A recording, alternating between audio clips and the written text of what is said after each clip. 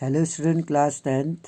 In the history I was telling you the making of the global world बताया जा रहा था किस तरीके से उस टाइम पर पिलग्रिमेज के द्वारा या मर्चेंट के द्वारा कई सारे प्रकार के जो लोग थे वो दूसरे देशों की यात्राएं करते थे ताकि उन्हें परसिक्यूशन का सामना ना करना पड़े, यातनाएं न सहना पड़े उन्हें। तो इस वजह से जब वो यात्राएं करते थे तो अपने साथ कल्चर तो जाता ही था, लेकिन कई सारी डिजीजेज और कई सारे जो बैक्टीरिया थे, कीटाणु थे, वो भी जाते थे। तो वर्ल्ड चेंज प्रोफाउंडली इन 19th सेंचुरी कहता है 19वीं सदी में दुनिया क्या थी, तेजी से बदलने लगी। Economic, political, social, cultural and technological factor interacted in the complex. ये कहता है आर्थिक हो, राजनीतिक हो या सामाजिक हो, सांस्कृतिक हो और तकनीकी कारण जो टेक्नोलॉजिकल फैक्टर थे उसने क्या किया, इंटरेक्ट किया, पूरे समाज की क्या कर दी, काया ही बदल दी। Transform the society and reshape external relation, और जो विदेशी संबंध थे, एक्सटर्नल रिलेशन बोलते हैं इसको, उसको भी बदल दिया। यानी दूसरे देशों के साथ हमारे जो रिलेशंस थे उसमें बदलाव आया, हमारी संस्कृति में, हमारी राजनीतिक व्यवस्था में, सामाजिक में और टेक्नोलॉजी में, तकनीकी में काफ़ी चेंज हुआ। तो इकोनॉमिक्स आइडेंटिफाई करते हैं, अर्थशास्त्री ये बताते हैं। तो 3 टाइप ऑफ मूवमेंट हुआ था उसमें, 3 तरह का जो मूवमेंट हुआ उसमें जो पहला था, first is the flow of trade, व्यापार का आदान प्रदान हुआ। Which the 19th century refers trade in goods, example cloth और व्हीट। एक देश से दूसरे देशों में कपड़े वगैरह और गेहूं वगैरह की सप्लाई होने लगी। और जो सेकंड फ्लो था वो था लेबरों का फ्लो, यानी कि जो मजदूर थे वो एक देश से दूसरे देश की तलाश, दूसरे देश में रोजगार की तलाश में जाने लगे। एंड थर्ड जो फ्लो था, मूवमेंट ऑफ कैपिटल, जो पूंजी का मूवमेंट था वो होने लगा। और long term investment over long distance, लंबी दूरी में या दूर दराज के इलाकों में लोग क्या करने लगे, छोटा या बड़े टाइम पीरियड के लिए इन्वेस्टमेंट करने लगे। अब वो ये नहीं देखने लगे कि ये नज़दीक का देश है या दूर का देश है, वो दूर देशों में इन्वेस्टमेंट भी करने लगे, क्योंकि तेज़ी से जो वीट है और जो क्लोथ हैं उनका फ्लो हो रहा था, लेबरों का फ्लो हो रहा था, कैपिटल्स का फ्लो हो रहा था। तो तेज़ी से जो इकोनॉमी थी वो बदलने लगी। ऑल दीज 3 फ्लो, तो ये जो तीनों तरह के प्रवाह थे closely interwoven and affected people, कई लोगों के जीवन को क्या करते थे, प्रभावित करते थे। इंटरवोवन एंड अफेक्टेड मतलब प्रभावित करते थे, और इंटरवोवन मतलब होता है एक दूसरे से जुड़े हुए थे। वो ये तीनों जो प्रवाह हो रहे थे, चाहे वो व्यापार का प्रवाह हो, या चाहे वो लेबरों का प्रवाह हो रहा हो दूसरे देश में, या चाहे वो पूंजी का प्रवाह हो रहा हो, जिससे कि वो शॉर्ट टर्म और लॉन्ग टर्म इन्वेस्टमेंट कर रहे थे। तो इस तरीके से तो हमने देखा कि जो इंटरवोवन थे एक दूसरे से जुड़े हुए थे और लोगों को ये जीवन को भी प्रभावित कर रहे थे। कभी कभी इन कारकों के बीच मौजूद संबंध टूट भी जाते थे, कह रहा है जो interconnection could some time be broken, कभी कभी जो इंटर कनेक्शन, जो अंतर संबंध थे दूसरे देशों के साथ, टूट जाते थे। फॉर एग्जाम्पल लेबर माइग्रेशन, अगर हम लेबर माइग्रेशन की बात करें, हम जानते हैं वस्तु या पूंजी की आवाजाही जो थी, labour migration was often more restricted than goods, वो गुड्स वस्तुओं और पूंजी के प्रवाह के बदले ज़्यादा रिस्ट्रिक्शन होता था। कभी कभी जो मजदूर थे, मौजूदा संबंध जो थे मजदूरों के, वो टूट जाते थे क्योंकि उस पर ज़्यादा शर्तें लगाई जाती थी। Yet it help understand the 19th century, लेकिन फिर भी इसने 19वीं शताब्दी के वर्ल्ड की इकोनॉमी को समझने में काफ़ी मदद करी। और economic better if you look at the 3 flow together, और अगर हम अर्थव्यवस्था को, इकोनॉमी को अच्छी तरह से समझना चाहते हैं तो हमें इन तीनों प्रकार के फ्लो को अच्छी तरह से समझना पड़ेगा। अब यहाँ पर ये क्यों कहा गया कि कभी कभी अंतर संबंध जो दूसरे देशों के साथ थे वो समटाइम भी ब्रेकन। इसका साफ मैं आपको बता दूं, क्योंकि उस समय पर जो श्रमिक होते थे या जो मजदूर कह सकते हैं, मजदूर थे या बंधुआ मजदूर जो भी थे, उनकी जो आवाजाही होती थी यानी कि उनका जो फ्लो होता था उस पर ज़्यादा क्या कर रहे थे, शर्तें लगाई जाती थी, बंदिशें लगाई जाती थी कि वो उतने साल के लिए उस देश में प्लांटेशन फील्ड में काम करेंगे और अपने फैमिली से मिल नहीं पाएंगे और उनको केवल वहाँ काम करने के बदले भोजन दिया जाएगा या वस्त्र दिए जाएंगे। तो इनकी जो कंडीशन थी जो वर्कर्स की काफ़ी ख़राब थी और बहुत एक्सप्लोटेशन उनको किया जाता था। इसलिए जो फ्लो और चीज़ों का हो रहा था, जैसे फ्लो ऑफ गुड्स है या फ्लो ऑफ मैं कैपिटल कहूँगा, या वो इन्वेस्टमेंट कर रहे थे दूसरे देशों में, वो तो ठीक था। लेकिन लेबर्स की जो डिमांड थी, जो माइग्रेंट लेबर थे, उनकी कंडीशनें बहुत ख़राब थी, इसीलिए उन पर ज़्यादा बंदिशें भी लगाई जाती थी। वर्ल्ड इकोनॉमी टेक्स सेफ, ये कहता है जो विश्व व्यवस्था है, वर्ल्ड की इकोनॉमी है, उसने कैसे अपना एक रूप लिया। Good place to start in changing pattern of food, ये कह रहा है इज एक गुड प्लेस था एक इन changing pattern of food productions and consumption in industrial Europe. कह रहा है, ये कह रहा है इस विषय को समझने के लिए सबसे पहले औद्योगिक यूरोप में खाद्य उत्पादन और उपभोग के बदले रुझानों पर हम विचार करेंगे कि जो औद्योगिक यूरोप था वहाँ जो खाद्य उत्पादन होता था, भोजन का उत्पादन होता था, और उपभोग जो कंजप्शन करते थे लोग, उससे क्या होता था, लोगों के जो तरीके थे सोचने के, वो उसमें कैसा बदलाव आया होगा। ट्रेडिशनली अगर हम देखें, सामान्य रूप से सभी देश को अगर हम देखें, traditionally countries like be self sufficient in food, लगभग उस टाइम पे अगर हम देखें तो सभी देश भोजन के मामले में आत्मनिर्भर होने का क्या करते हैं, प्रयास करते हैं, यानी सेल्फ सफिशिएंट मतलब आत्मनिर्भर होने का प्रयास करते हैं। बट इन 19th सेंचुरी, लेकिन 19th सेंचुरी में हमने ये देखा ब्रिटेन सेल्फ सफिशिएंसी इन फूड। अगर हम ब्रिटेन की बात करें, उस समय खाद्य सामग्री की बात करें तो आत्मनिर्भरता के रास्ते पर चलता तो वहाँ के लोगों का जीवन स्तर गिर जाता है। अगर ब्रिटेन ये कोशिश करता है, ब्रिटेन सेल्फ सफिशिएंट इन फूड होने की कोशिश करता है, मीन लोअर लिविंग, तो वहाँ लोगों का जो जीवन स्तर है वो कैसे गिर जाता है, वही सोशल कॉन्फ्लिक्ट, वो एक सामाजिक क्या था, ये हम कह सकते हैं तनाव फैलता है, इससे सामाजिक तनाव फैलता और इससे आशंका के पीछे। अब हम ये देखते हैं वाई वाज इट सो, तो आखिर क्यों एक ब्रिटेन अगर भोजन के मामले में सेल्फ सफिशिएंट होने का प्रयास करता तो वहाँ पर एक हम कहेंगे सोशल कॉन्फ्लिक्ट, एक सामाजिक तनाव हो जाता, एक मतभेद हो जाता। किसी देश के भोजन में आत्मनिर्भर होने से ऐसी आखिर क्या जरूरत हो गई कि वहाँ पर टेंशन क्रिएट हुआ। Population growth from late 18th century कहता है जो पॉपुलेशन ग्रोथ थी 18वीं शताब्दी के आखिरी टाइम में, आबादी तेजी से बढ़ने लगी थी।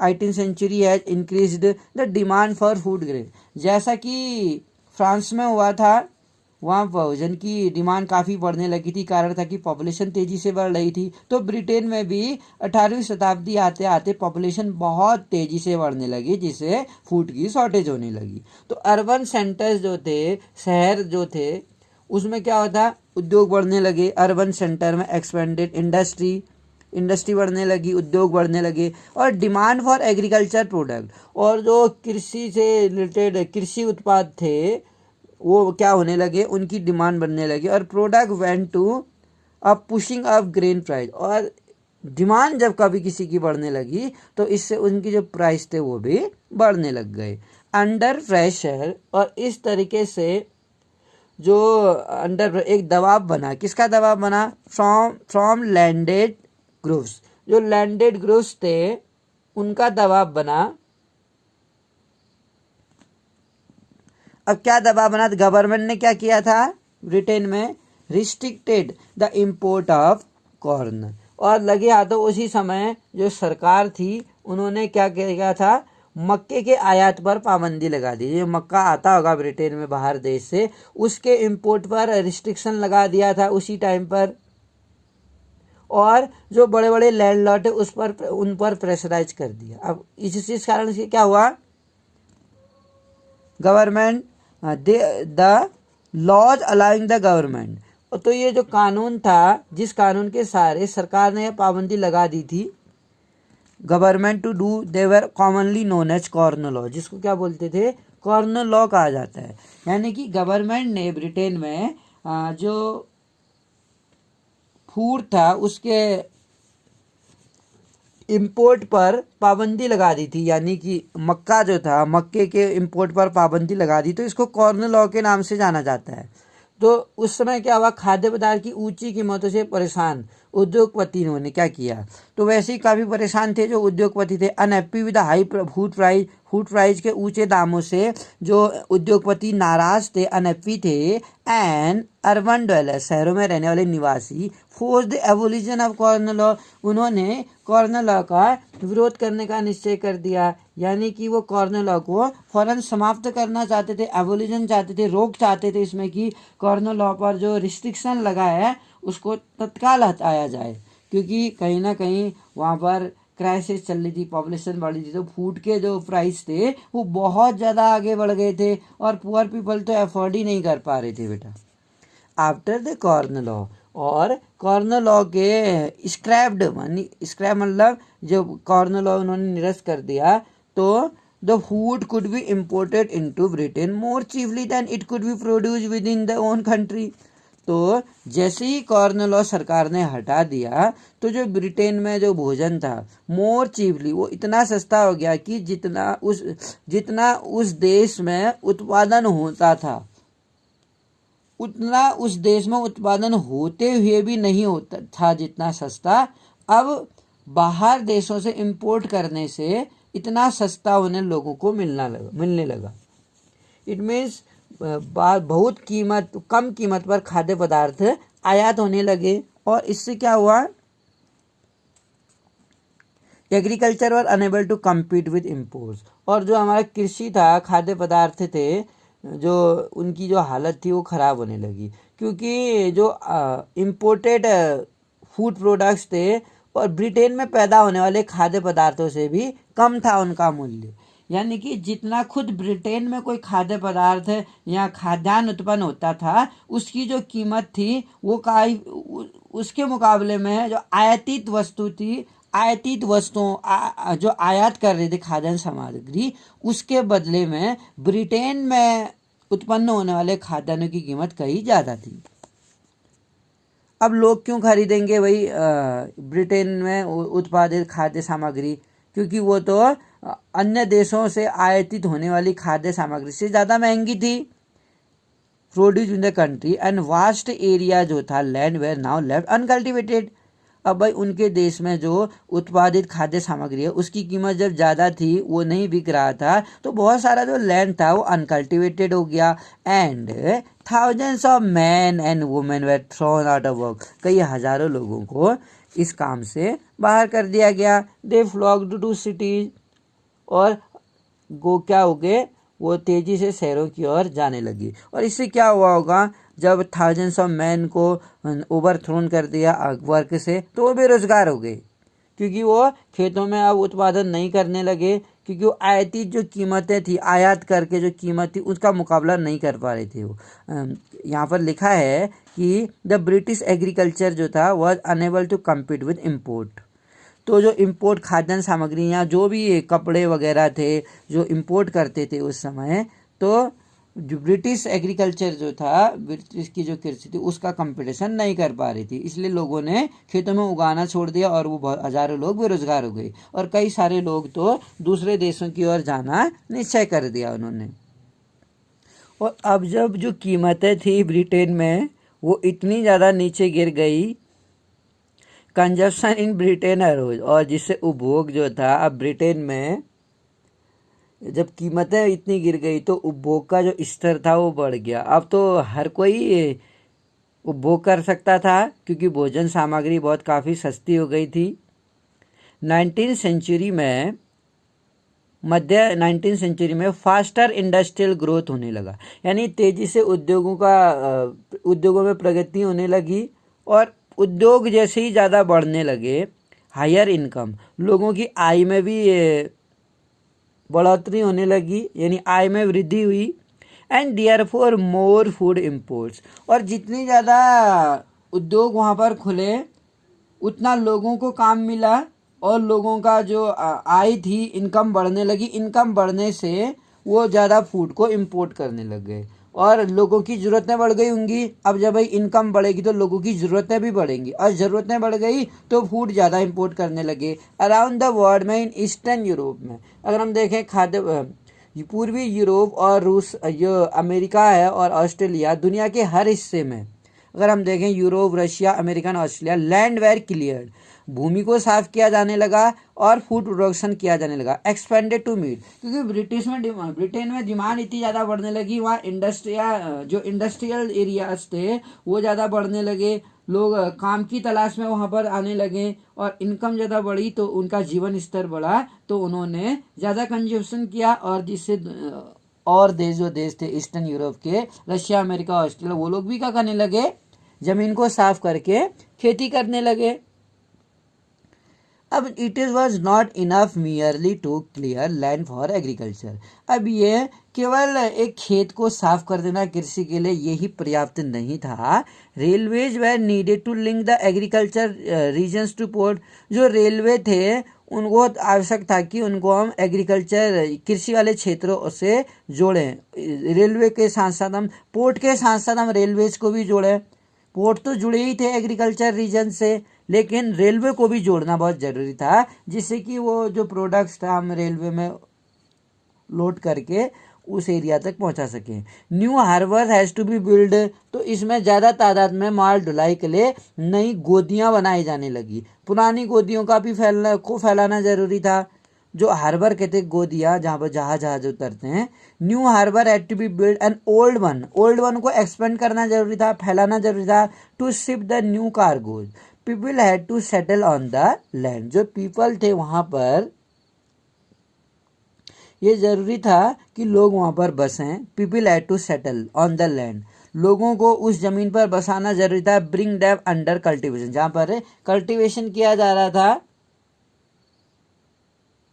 तो ये बहुत ज़रूरी था कि लोग वहाँ पर आके बसें, यानी वहाँ पर घर बनाना और नई बस्ती बसाना बहुत ज़रूरी था, हम कह सकते हैं।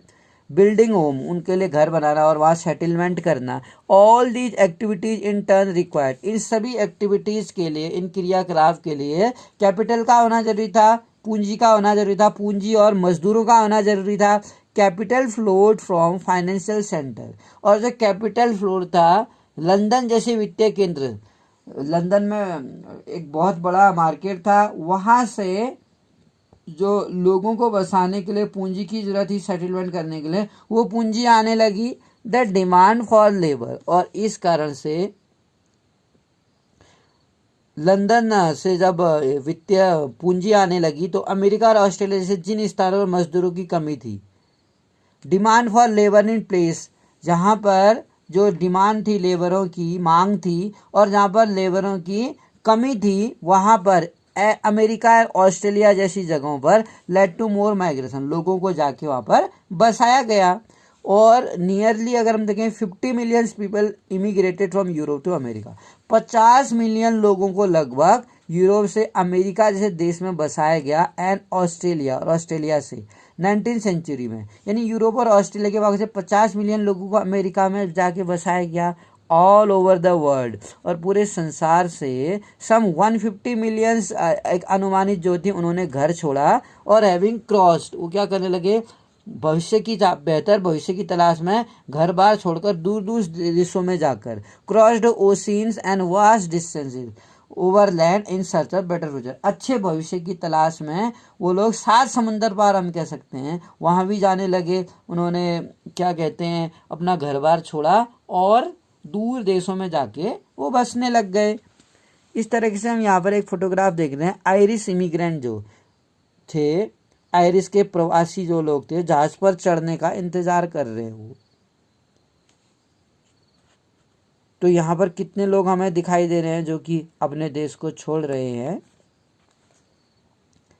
इसी तरह से अगर हम बात करें कि 10 बाई 1890 तक एक global agriculture economy had to taken shape. 1890 आते आते क्या हुआ, एक जो कृषि व्यवस्था थी, वैश्विक कृषि व्यवस्था, वो सामने आ चुकी थी। एंड एकम्पेन्ड बाई, और इस घटनाक्रम में के साथ ही जो कॉम्प्लेक्स चेंजेस आए, यानी लेबरों के मूवमेंट पर, मजदूरों की गति पर काफ़ी चेंजेस आए, पैटर्न्स पर। एंड कैपिटल का फ्लो हुआ, इकोलॉजीज और टेक्नोलॉजी में भी परिवर्तन आया। Food no longer came from the nearby village. अब जो फूड था केवल नज़दीक के गांव या शहरों से ही नहीं आता था, but from thousands of miles away, बल्कि कई मीलों लंबी यात्रा से भी ट्रेवल होके फूड आता था। It was not grown by a peasant tilling his own land. केवल अपने ही खेत को जोतने से ही वो फसल नहीं आ रही थी अब, बट एन एग्रीकल्चर्स वर्कर्स, बल्कि अब क्या थे, एग्रीकल्चर्स वर्कर्स थे। बल्कि ना केवल वहाँ पर किसान अपने खेतों में उगा रहे थे, बल्कि ऐसे एग्रीकल्चर वर्कर भी थे जिन्होंने हाल ही में वहाँ पहुँचे थे और जो एक now working on a large farm, जो बड़े फार्म में काम कर रहे थे, जो हाल ही में वहाँ पहुँचे थे, जिन्हें ज़्यादा ज्ञान भी नहीं था। ओनली जनरेशन अगो, एक शताब्दी पहले ही वहाँ पहुँचे थे। And mostly like to be in forest, जो एक शताब्दी पहले तक जहाँ एक जंगल का रूप था, अब उस जंगल के रूप को पूरा साफ करके वो लोग खेती कर रहे थे। इट वॉज ट्रांसपोर्टेड बाय, और जो कृषि सामग्री थी वो रेलवे के द्वारा ट्रांसपोर्ट की जाती थी। Build for that very purpose, जो इसी उद्देश्य के लिए रेलवे कंस्ट्रक्ट किए गए थे। और ships which were increasingly man in this decade by low paid worker from southern Europe. इसी कारण से जो रेलवे था उसका नेटवर्क, रेल का नेटवर्क इसी काम के लिए बिछाया गया था। पानी के जहाज़ों से एक दूसरे देशों में पहुंचा जाता था, और इन जहाज़ों पर दक्षिण यूरोप, एशिया, अफ्रीका और कैरेबियन द्वीप समूह के मजदूरों से बहुत कम वेतन पर काम कराया जाता था। जो साउथर्न यूरोप, एशिया, अफ्रीका और कैरेबियन से आते थे उनको तो बहुत ही कम तनख्वाह दी जाती थी। तो I have understood the little part of this chapter. Thank you for listening me.